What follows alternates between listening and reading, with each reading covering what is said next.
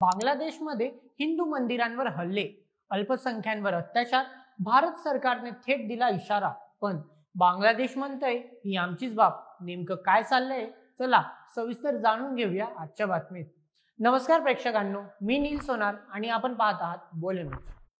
आज आपण बोलणार आहोत एक अतिशय गंभीर आणि संवेदनशील विषयावर. बांगलादेशमधील अल्पसंख्याक हिंदू समाजावर होणाऱ्या हल्ल्यांबद्दल आणि भारत सरकारच्या प्रतिक्रियेबद्दल.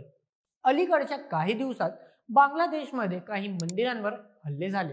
विशेषतः नवरात्र आणि दुर्गा पूजेच्या काळात या घटनांमुळे हिंदू समाजात भीतीचं वातावरण निर्माण झालंय.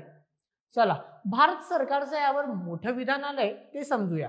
भारताचे परराष्ट्र व्यवहार मंत्री एस जयशंकर यांनी संसदेत सांगितलं की भारताला या घटनाची गंभीर दखल घ्यावी लागली आहे.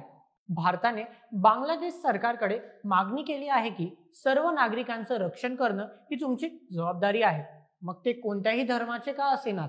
बांगलादेश सरकारनं यावर उत्तर दिलंय की आम्ही आमच्या देशातील सर्व नागरिकांचं रक्षण करतो आणि करत राहू, मात्र भारताने आमच्या अंतर्गत बाबींमध्ये हस्तक्षेप करू नये.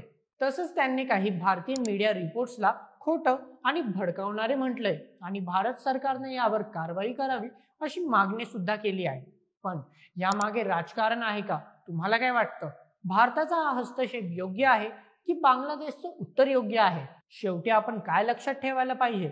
अल्पसंख्यांच्या सुरक्षेचा मुद्दा आंतरराष्ट्रीय स्तराच्या चर्चेचा विषय बनतो आहे. भारत आणि बांगलादेश दोघंही एकामेकांशी शांततेने आणि विश्वासाने संवाद साधण्याची गरज आहे.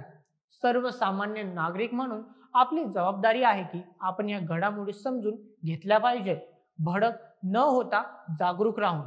या पूर्ण प्रकरणावर तुमचं मत काय आम्हाला कमेंटमध्ये नक्कीच कळवा आणि अशाच बातम्यांकरिता सबस्क्राईब करा बोलेमिज या आपल्या YouTube चॅनलला.